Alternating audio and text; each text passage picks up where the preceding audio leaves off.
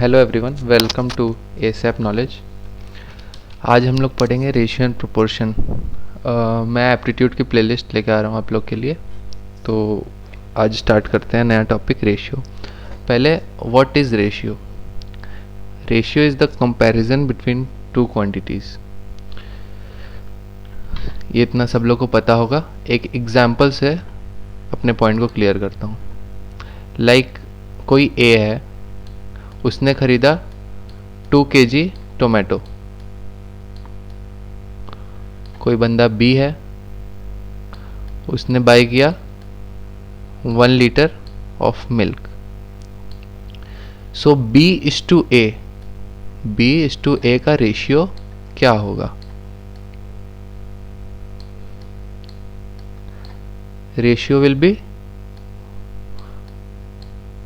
जिन्होंने सोचा होगा 1:2, but it is wrong because ratio is unitless and one quantity here is in liter and one quantity is in kg, so ratio can't be determined.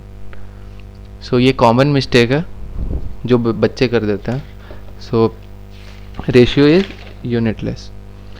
अब अगले concept बढ़ते हैं हम कि मान लीजिए कोई A है, उसने एग्ज़ाम में 100 मार्क्स गेन किए। 100 मार्क्स। कोई बच्चा बी है, उसने एग्ज़ाम में 200 मार्क्स पाए। तो ए और बी का रेशियो होगा 100/200, 1/2। इसका मतलब ये नहीं है कि ए ने 1 मार्क्स पाए और बी ने 2 marks. It's just a ratio. So to find the ratio we have to multiply 1 and 2 by a constant. Let's say here k. So here 1k by 2k. So k is a constant. So in this example k would be 100 because 1 into 100 is 100 marks and 2 into 100 will be 200 marks. So इसी concept पे now we'll solve a sum. This is the question. Ratio of P and C is 1/2 and sum of marks of P and C is 150 marks. Then find the marks of C. आप video pause करिए और try to solve this question. After that I will solve it. तो बहुत लोगों ने try किया होगा, तो let's see how to solve this question. So ratio of P and C is 1/2. P by C is 1/2. अभी मैंने बताया इसका मतलब ये नहीं है कि पी ने 1 मार्क्स गेन किया और सी ने 2 marks. It's just a ratio. So we have to multiply it by a constant के.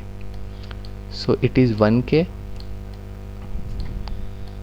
by 2k. And in question it's given that sum of marks of P and C is 150. That means 1k plus 2k is 150. This means 3k is 150. This implies that our k value is 50. So here we'll put the value of k. 1 into 50 which will become 50 and 2 into 50 which will become 100. So C marks is 100 and P marks is 50. In question find the marks of C. So the answer will be marks of C is 100. So this is how will solve such type of question. Now in next video we'll learn a new concept and solve the question on that concept. Till now solve questions on these type of topics. See you in next video. Okay, bye.